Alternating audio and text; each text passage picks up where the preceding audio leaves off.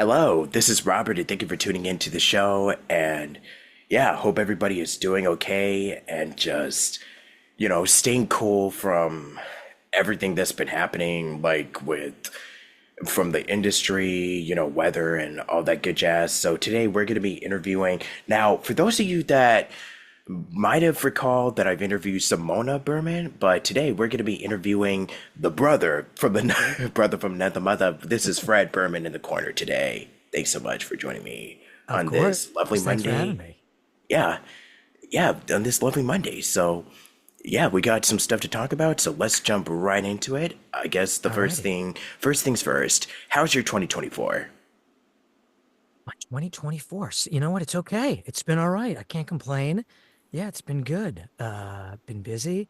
I got two kids. They're doing great. It's all good, aside from all the craziness in the world. I think, I'm trying to holding on and doing okay. How's Yeah, yours? yeah, it's just been like I've been celebrating my birthday all this month. I just turned Oh, 25 and hey, happy the birthday. yeah, thanks. And after celebrating my mom's birthday, so we're kind of like the birthday twins as I like to say, and yeah, we really did party. We really did it up. That's all I'm That's gonna say. awesome. As you You know, should. yeah, just getting back from vacation, so I'm still feeling like the crud of everything Where'd you after go? celebrating San Diego San and Diego. yeah, San Nice. Diego. Yeah, just came back last night and I'm still and That's now here I great. am just back at work, so hey, I'm still Nice. young. Yeah, 25. That's a good one. Good for Yeah, you. yeah. But you know what? Enough about me, but because I know we got some stuff to talk about. Yeah, so for you, like I guess we could just talk about some very interesting because you've done a lot of theater and just so much stuff that we'll get into in a little bit. But I guess for your story, like, what's something that kind of drew you into showbiz? Yeah, what's your little story for those that might not Wow. I know? mean, I think Star Wars and rock and roll, I guess I go to are the first things that Yo, pop in my head. I mean, I'm a child of the 80s and I was born in 72, so I just gave away my age there. But so I remember Star Wars was everything for me. It was huge. So I remember seeing that when I was very young and then just sort of becoming obsessed with it as so many kids of my generation did and are still now. And that really, I think that movie and in particular and like Raiders of the Lost Ark and stuff in that milieu really drew me into the world of movies and entertainment and wanting to know more about it and I was always obsessed with how are movies made and behind the scenes stuff and I had I had a subscription to Starlog magazine, which I don't know if they even exist anymore, but it was like a sci-fi behind the scenes movie magazine and Bantha Tracks, which was the Star Wars fan club newsletter and all that stuff. I was full geek, and nerding out but just I just loved the idea of movies and what it went, going, what went into to making them. And then my dad was a musician. He was a club date band leader, so he got me into music really really young, and it was the love of that. And I think for a while, for a long time, I was like, I'm going to be a rock and roll drummer. I played in bands all through high school. So, and then I got into theater in high school and started to take that more seriously, and started to, as I was getting older, started to get really into Scorsese movies, and Robert De Niro and Taxi Driver was a big one for me. Yeah, you gotta go with the classics. Yeah. Yeah, yeah. And so that was what really made me, or it was around that time where I was really starting to think, I, I want to dive more into this acting business and find out what it's more about and take it a little bit more seriously. And then yeah, and that's what sort of drew me in. I mean, to the entertainment business, it was movies and playing drums and playing rock and roll, and then that all sort of just morphed into wanting to make a living, being able to do all of that. Wow, yeah. So going to the story about Star Wars, that is kind of Yeah. like since you were born in the 70s, I know that that is definitely the generation that kind of morphed into like the pop culture phenomenon that we kind of know today. Yeah, I mean that was always Yeah, the Star joke. You'd Wars, always yeah. hear that like, all the the people that they'd say, oh, they're all nerds back then. Well, now the nerds are ruling the world, baby. No, You yeah, know? like it's still a thing today. So, Yeah. I mean, Oh, more Star than ever, Wars, Star probably. Trek. I mean, Yeah. sign me up. Marvel, the MCU, DC. I mean, it's I mean, there's, when people say like, "Oh my gosh, they're nerds." Well, hey, nerds have taken over the world, like you said. I mean, yeah. like we literally have like comic cons and conventions, and Oh yeah. I mean, look at I know. I'm looking at your stuff that we shirt got and behind. everything behind you now, and I mean, yeah, yeah, look, I'm a geek at heart, okay? yeah, Like this is stuff that I grew up with, so I have a lot of Star Wars stuff somewhere in my closet, but yeah. yeah, so it never dies out, you know what I'm saying? No, it's the best. It's the best. It's fun. It opens the imagination. Yeah. Um, but no. We could just, I'd love to do an episode where we could just kind of geek out about. But we still got some other questions that I've been really, that kind of caught my eye because, like, you've done a lot of acting, directing, Mhm. coaching, so you get to juggle so many different hats. And is there ever really a day where you're just kind of like, man, what, what's a little hidden trick of my sleeve that I could, potentially try out? You know what I mean? What is something that Um. you can't do? Oh, there's a lot that I can't do. Yeah. There's tons. I do. I will say, to that end, I have been really uh interested in doing more directing and coaching. That's Yeah. something that's really, I think, as I've gotten older, started to appeal to me. I've been very lucky that I've been working as an actor for a long time and a lot of different fields in theater and in a lot of voiceovers and film and TV, and that's it's been great, and I love it, and I hope to continue doing that. And I've dabbled in directing here and there, and then a couple of years ago is the first time that I really, not the first time, but the first time in a long time where I was primarily just directing a show. One of my closest friends, one woman show, and I took that on, and it was terrifying. And I found that I loved it, and I really enjoyed it, and I liked being on the other end. And I've been doing some more coaching with some younger folks at NYU and here and there, and just I'm just finding a lot of pleasure from that. Being on the other end and seeing the click happen for other people. It's so fun as an actor when you're working on something and you get a great direction, or you have a moment on stage or something like a happy accident, and suddenly, for yourself, you're like, oh my God, it's sort of like a little breakthrough. It's really fun for me to be on the other end and to see other people have that as well, and to be able to try to help them get there. So that's been something, like I said, there's a million and one things that I can't do at all, but that's something that I've been just starting to do more of that I've been really enjoying and would like to continue to do more of. Yeah, and would you say that being in a background, like having a family that is also like, because you grew up in a family that is like full of performers, like I said, I recently interviewed your sister on my Yeah. show, and she was just telling me a lot about, with theater and Broadway, and how the voiceover is kind of like, that whole industry is kind of like, there's a little bit of a difference, but for the most part, it's you're performing in front of a microphone and you're creating a character and the whole different process of doing, behind the scenes stuff. So like, the New York scene is kind of like, it's very unique when it comes to Broadway and musicals. And I know that LA is kind of like also starting to pick up the pace because like we've kind of been in a pandemic, so I know everything's kind of opening back up. But yeah, I think it's really starting to thrive after, we've had some pretty difficult years with Yeah. with COVID and Pandemic and everything. the strike, that took a lot of work out. Oh my God, don't even get me started with the strike. Yeah. Yeah. Yeah. I mean, I was lucky there in the sense that because I've been doing theater and I've been, doing the show on Broadway for a while.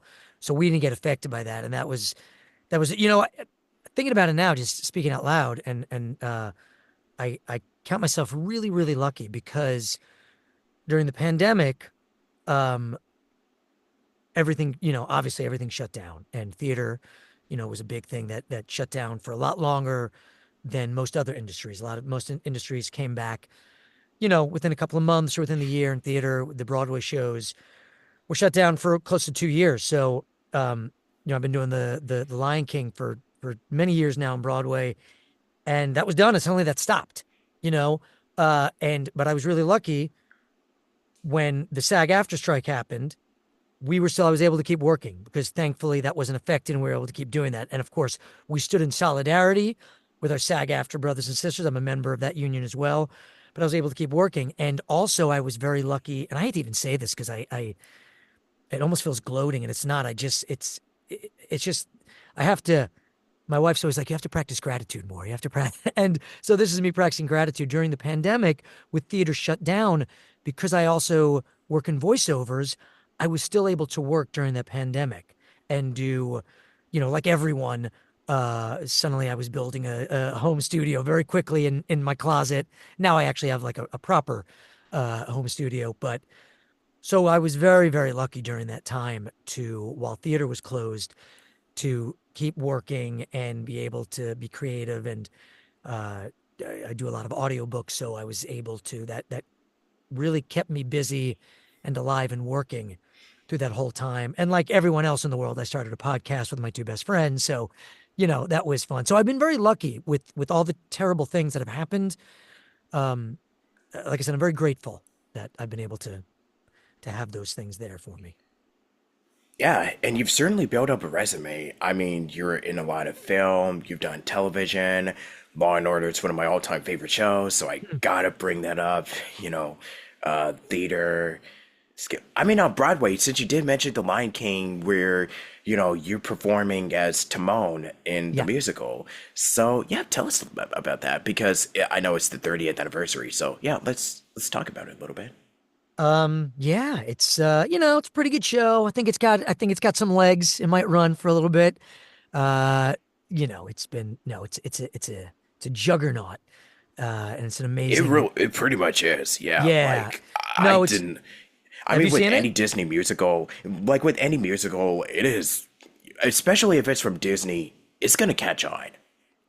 Trust Oh me. yeah. Yeah, Yeah. it's been doing well. I mean, we're going into yeah, the movie just had its 30th anniversary. The show, I think we're going into our 28th year now. I've been doing Nice. it for 14 and a half years, which is crazy.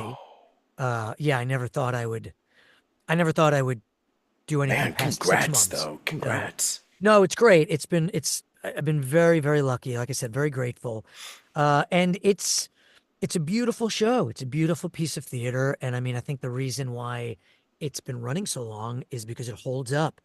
I was very lucky. It came at a really uh, perfect time for me. My son was born in 2008, and then my daughter was born in 2010. And I was cast shortly after my daughter was born. So it was sort of perfect because in this business, there are, even as we mentioned with the strikes and the COVID, but aside from those, natural and major industry disasters, there's always ups and downs. That's the thing. It's like one day you're working, the next day you're not, and it's always a struggle.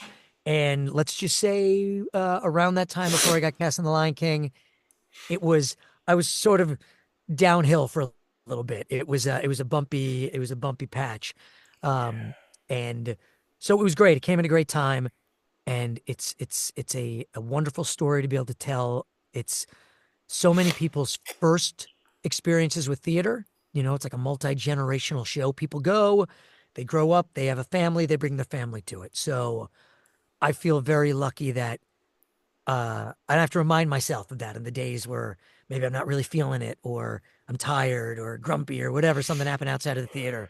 I go, this is someone's first time. A lot of people's probably their first time ever seeing a Broadway show, or let alone a piece of theater. And that's a privilege, that I have to be there for them. So it's great. It's a beautiful show, and it has been for 28 years now, which is amazing. That is so awesome. Yeah, once again, I wish you all the congrats, and yeah, I hope it continues to go strong. I think it will. I always joke, the bombs may fall, and the two things that will be standing are the cockroaches and the Lion King. That's it. Yeah, that's a good way of putting it. Yeah, I'm just kind of, man, because I know it's the 30th, since we had the original Lion King in 94, but you know what? I guess now would be a good time to just, pay my respects to the great James Earl Jones. I mean, I just Oh can't yeah. just leave this without saying thank you. Thank you, Yeah, James. he's, I mean, going back to where we started in this conversation, I Yeah, mean, Darth theater. Vader, Yeah. Vader, Mufasa, Field of Dreams is one of my favorite Star movies. Wars, the voice of Darth Vader. Yeah. I mean, resume, it just goes, we're going way, way, way, way, way back, Yeah. so And an it just, amazing and unbelievable yeah, theater actor too. I mean, that's where he started. And yeah, he's I mean, there's a clip of him. I think he won the Tony for the production of Fences in the 80s, the August Wilson play. yeah. And there's a small clip of it that you can find on YouTube. And it's seriously one of the most powerful pieces of acting I've ever seen in my life. It's It's it's just, it's it's volcanic. brilliant. Yeah, he was Yeah, he was he was amazing. yeah. So nice that we're bringing back, we're tying in Star Wars into this. Yeah. Yeah. But I guess speaking of voiceover, like we were talking about Mufasa and, VO, Yeah. would you say that doing theater, that was also how you started making I guess, getting into voiceover? Was that also kind of how you slowly made the transition into it? Well, I started in theater, I did it in high school, and then I went to college for theater, and then when I got out of college, I primarily worked in theater. And I started to do little voiceovers here and there. And then it just sort of it just sort of happened. It was like I just got lucky that I was able. I always remember when I was in college, someone mentioned that they liked my voice, and I never ever in a million years thought about my voice at all. It never even popped into my head. And a few people would be like, "Yeah, you have a really great voice. You have a great voice," and never even thought of it. And then, uh, I just like I said, I got lucky that when I graduated and I started to slowly work with agents, they would send me out on voiceover auditions, and I started to book them. And it was I knew that it was a really tight circle to get into at that time, especially. It still is, but at that time it was a really hard circle to break. And I was very lucky that I started to get in there and people started to send me out. And then my first audiobook audition was it for a book called The Last Holiday Concert by Andrew Clements. And I just got lucky and it seemed to be a good fit and I booked it. And then from there, I worked with some wonderful people, a wonderful director by the name of Paula Parker and her husband Paul Rubens, and they were sweet enough to keep calling me in for other stuff. And then, I think a big portion, a huge portion of being an actor in this business is just don't be a jerk. Be nice to people. And, do good work and be nice. And hopefully they'll want to keep calling you in for more stuff. And even if you go in and audition for something, you don't get it this time for whatever reason, myriad reasons you don't get something. If you're doing good work and you're a good person, hopefully your time will come and they'll remember you for the next time. And I was just lucky enough with voiceovers and audiobooks that is what happened.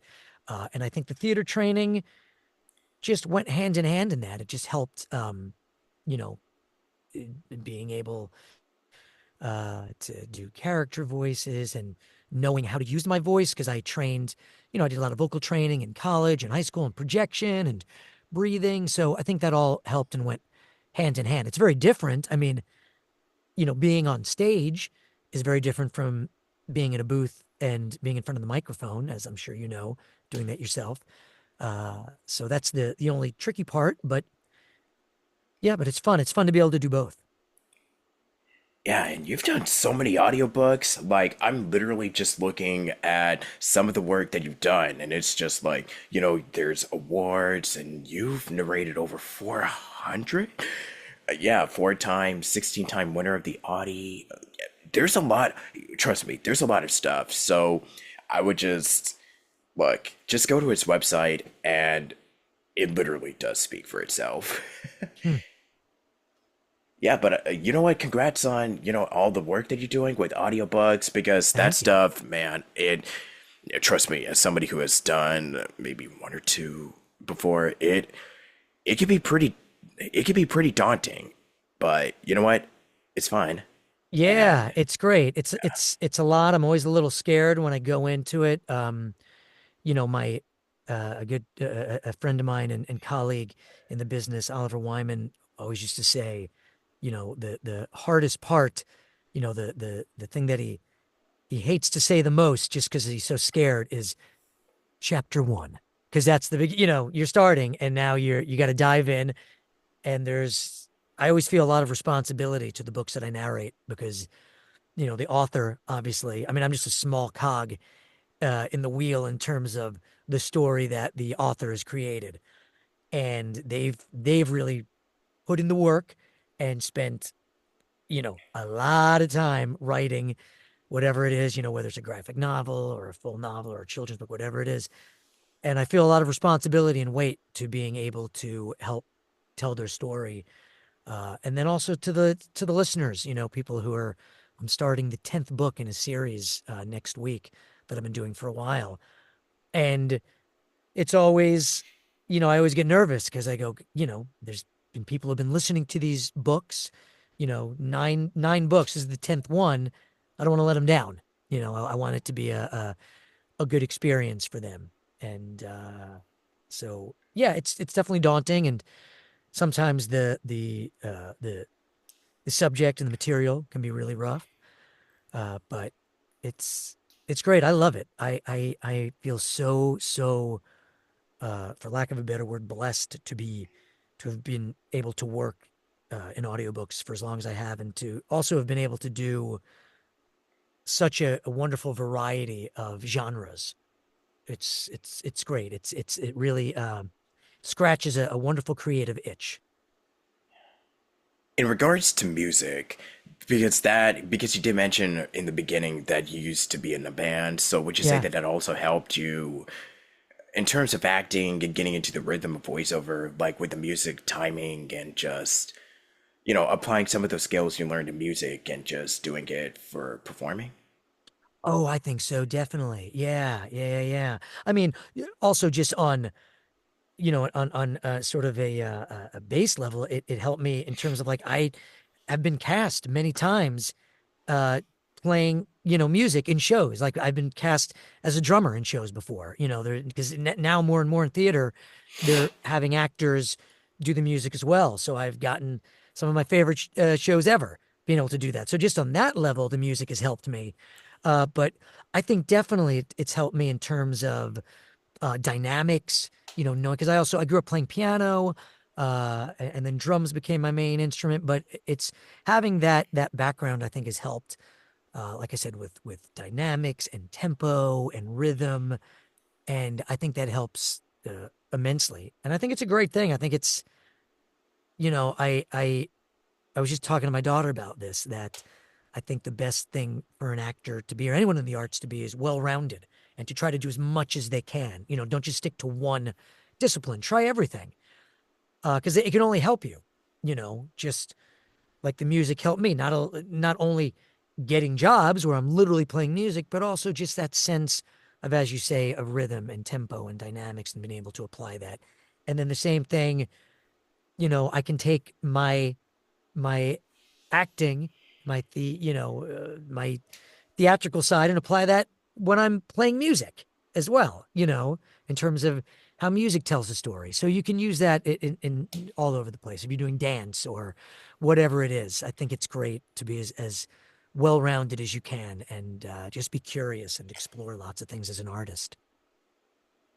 Yeah, so while I was doing a little bit of my research, and this is something that your sister actually shared with me when I Yeah. was talking with her, but you've directed a world premiere rock musical, and it was for Trans AM.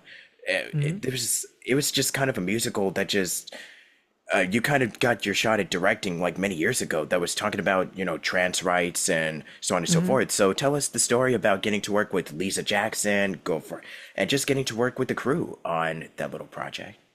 Yeah, it's funny that when I mentioned before that I got cast in a show, because of my drumming skills. It was the show's The Buddy Holly Story. This was many years ago, and I played. It's about Buddy Holly and the Crickets, and I played the drummer, Jerry Allison, and I was acting and playing drums, and the bass player in the Crickets was played by Lisa. Well, Lisa Jackson was her stage name, but her name is Lisa Friday. And this was Ah, before she nice. transitioned. So at the time, I had met Lisa when she was living as a man, and then we became really close friends. And we shortly after that, she came out to us that she was transgender and was going to be going through this transition, and we formed a band called Lisa Jackson and Girl Friday. And I played drums. She was the lead singer, and we played for years in New York City and toured all over the country and had a really nice following. And we were living the rock and roll dream. And then, cut to many years later, the band is broken up now, and you know, uh, we're all on to different things. Lisa was approached about maybe writing a one woman show. And so she came to me and asked if I would help her with that and about her story, living her life as a trans woman, and how the band and music sort of helped her come out. And then, she said, would you direct this? And it was, as I mentioned earlier, it was a little scary because I hadn't done it in a while. I hadn't done something like that, and also I didn't want to let her down. But we did it, and we've done it several times, and it ended up becoming very successful. In terms of what we did, what we created, we've done it several times, and it was really wonderful. It was a beautiful experience uh, to be involved in something that I was so personally attached to, and to be able to work with my friend who I got to see go through her journey. I was there with her the whole way, and a lot of stuff I didn't know that I learned, and just also having a friend who's trans. As and this was in the '90s, and this was before a lot of people were coming out as the trans rights weren't spoken about at all. It was still very pushed down, and so I was learning, and now it's a really wonderful time where all these trans voices are being heard, and so many more voices in the LGBTQ plus community being heard. So to see what's happening now with it, when we were the band at the time, we were sort of an oddity. They're like, "What? What's going on? Your lead singer's dressing like a woman? What's going on? They're trans? What's that?" And now it's so celebrated, and there's this whole uh youth movement that's supporting it, saying, "No, we're here, we're kicking down the doors." And so it's been great. It's been wonderful uh to be able to work on that. And yeah, it was a wonderful, one of the best experiences I've had creatively and personally. Yeah, and this is right on the cusp of 2020, if I'm not mistaken. Yeah, it started in the pandemic because Lisa had was living in DC, and she was supposed to do a play there at a theater, and the theater shut down because of COVID. And so they were doing a Zoom meeting, like a Zoom fundraiser where she was singing songs and telling stories, and that's how it started. So when we first did it, it was all why am I blanking on the term now? All via Zoom. Uh, this is good. We've passed by it. It was all virtual. It was a virtual production. And then when the theater started to open up again, we did it we did it again. I went back to DC and we put it up and did it for an audience. And then it's since come to New York, and we've done it a few times here, upstate in Ithaca and in New York City. And so, yeah, so it's been a long gestation process for it. Yeah, well, I just wanted to just say thank you so much. And yeah, that was just a pretty big production. It sounded like it was pretty ambitious, especially during a pandemic. But you know what, y'all did it, and that's you know what more can I say? But just you did it. So Yeah, yeah. yeah, Sometimes you just gotta, roll up your sleeves and do it. And that was a yeah, tough time in COVID, and everyone was feeling it. And I think a lot of people in the arts, especially, were really looking for outlets and ways to be creative. And thankfully, we live in a time where there's the technology to do that, you know? yeah, I mean, the fact that we're talking right now, you're on the West Coast, I'm in New York, and we can look at each yeah, other and do this. I mean, it's incredible. It came, look, I'm sure there are plenty of scary things about technology with everything going on in AI and everything, but I mean, there's so many amazing things that we're able to utilize. So it was great for, like I said, people in the creative arts to be able to utilize that and continue to be creative. yeah. So tell us a little bit about coaching and your podcast because you did mention everybody's got to have a podcast at some point. Yes, sadly, we ended it recently, but there are Oh, 100 amazing episodes to listen to. It was called Opening Weekend. If you search it up on Spotify, if you go to openingweekendpodcast.com, it may come back. We'll see. We did 100 episodes, and it was with my two best friends, Jason O'Connell and Dan Matissa, who are also both incredible actors. And it was really one of the most fun projects I've ever worked on because it was just the three of us talking about stuff that we love, movies. We would every week we would go back to a different year over the last 30 to 40 years and go back in time to different movies that opened that particular weekend. And we talk about where we were in our lives. So a lot of really fun nostalgia. And then we would just geek out about movies for an hour. And it was it's great. It's a ton of fun. Really, those two are the funniest guys I know. It's a really, really, really fun podcast. So, like I said, we just ended it recently. We may continue, but I still encourage people to go back and listen to it because it's a blast. And in terms of the coaching, yeah, that's something that I am really enjoying doing.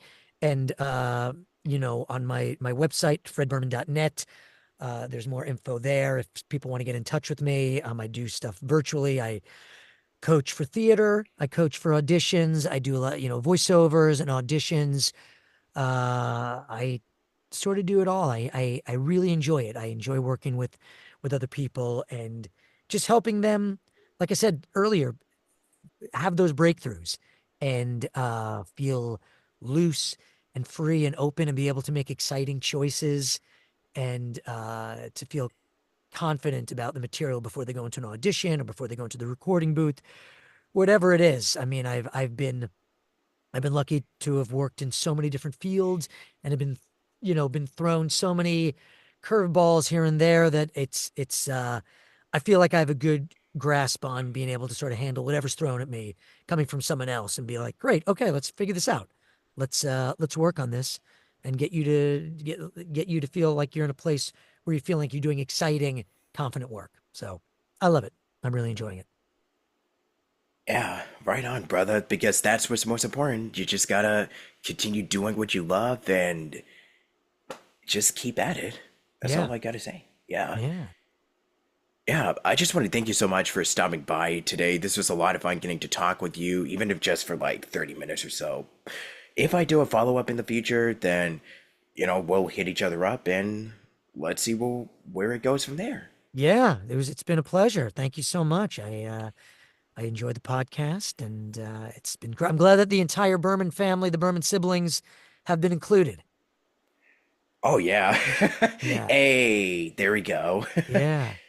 So, I guess to close this out, what is something like I know you've got a lot of stuff that is still in the pipeline that I don't know if you can really disclose at the moment, but yeah, you have your website, people can check out your social media, Yeah. and that's also included in there. But any last bit of advice, like what is the closing bit of, I guess, nuggets of wisdom that you want to bestow on my audience before we conclude for today?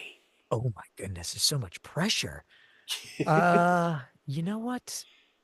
Find people that you have fun with and make art with people that you like and that make you laugh. I was just, I guess, because we were just talking about the podcast, it was so enjoyable. Surround yourself with people that make you feel good and you enjoy being with, and just go out there and do it. Everyone's got an iPhone. It's so easy. You can make a movie. Everyone's got technology. You can record a podcast. You can do, you know, pretty much whatever you want. So just go out there and do it. I tell myself that there are things that I still want to do that I'm like, well, I don't, and I'm like, why? Just do it. And I think in tandem with that, don't be afraid to screw up. You're gonna fail. You're gonna make you're not gonna fail. I shouldn't say that. You're you're gonna mess up. You're gonna fall down. You're gonna make a mess, and that's fine. And that's how we learn. So clean it up and get up and keep going, and don't be afraid to make those big mistakes. Like if you're gonna do it, go big, and go hard.